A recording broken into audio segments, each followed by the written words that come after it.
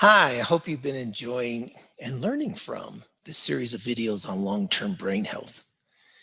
And in this video, I'll explain to you why you want to start thinking about and taking action to protect your long-term brain health today and not wait until you retire or you're in your 50s or 60s or 70s. As I mentioned in the introductory video, there is a DNA component to your long-term brain health.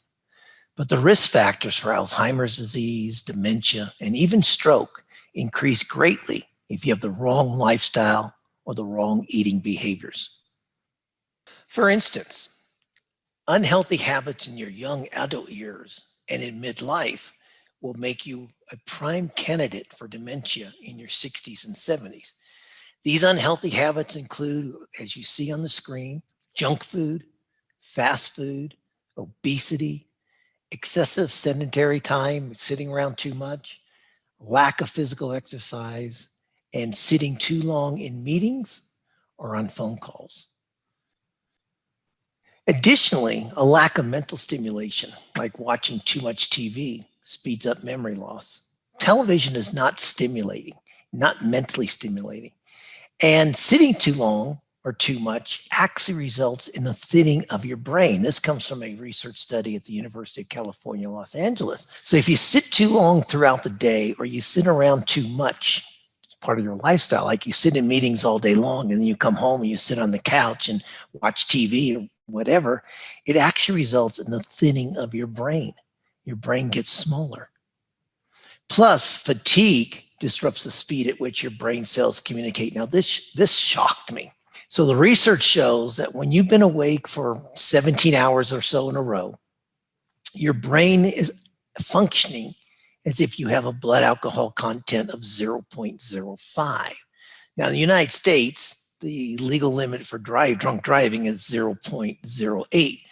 But in many countries like Australia, a lot of Europe, the United Kingdom, legal limit for blood alcohol content is 0.05. So it's not saying that your brain has an alcohol content, but it is functioning as if it has a brain alcohol content of 0.05 when you've been awake for 17 hours or longer. Now, if you've been awake for 24 hours or longer, like if you're doing back-to-back shift work, or like in my case, can't sleep on an airplane, and you just stay awake, your brain starts to operate as if you have a blood alcohol content of 0.10. Now, that's legally over the limit in every country around the world. Now, this scared me when I did the research for my book, Better Decisions, Better Thinking, Better Outcomes, because I used to live in Asia. And as I just said, I don't sleep very well on planes. So I would make those long flights from Singapore to Tokyo to San Francisco, a couple hours wait time, connect to Dallas, maybe get in a car, drive an hour to wherever my hotel is. I've been awake 40, 42 hours, sometimes as much as 44 hours. And here I am driving an automobile, and I shouldn't.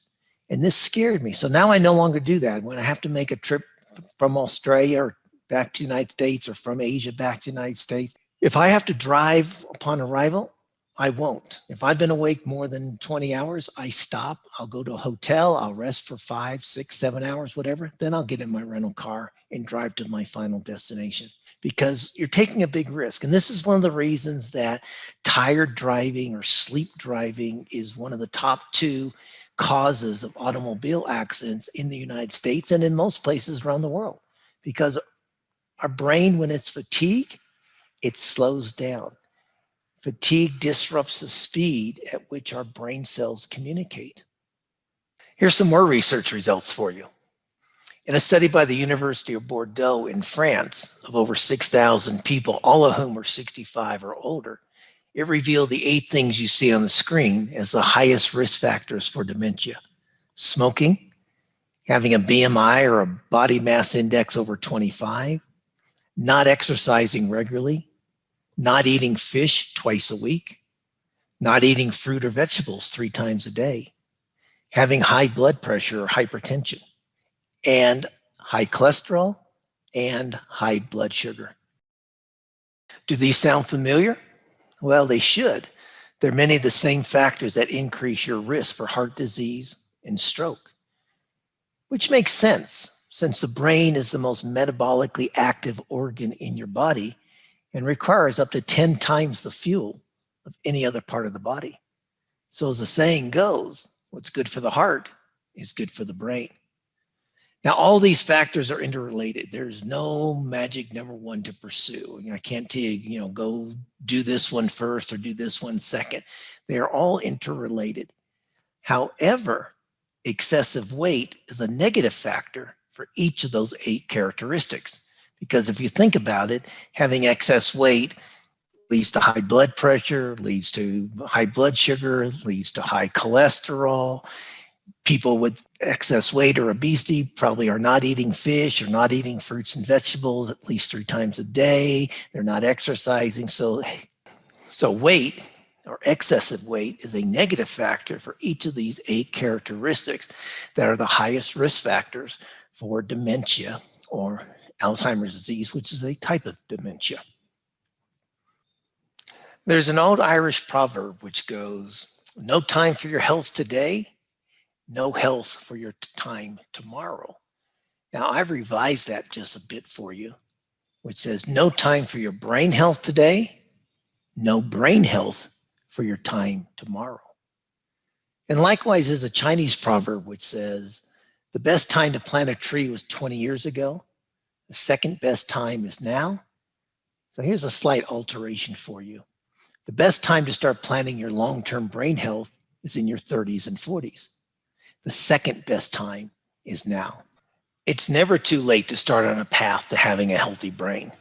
So please tell your family members, your friends, your colleagues, your neighbors, how lifestyle and eating habits impact long-term brain health. It's a message we all need to be sharing and spreading. Because quite frankly, there's no excuse for a 67% increase in Alzheimer's disease, dementia, and stroke as predicted by medical authorities. And you certainly don't want you or any of your family members to become one of those statistics. Now, there's one other lifestyle and workplace behavior that impacts long-term brain health, which I'll tell you about in the next video. So let's go there.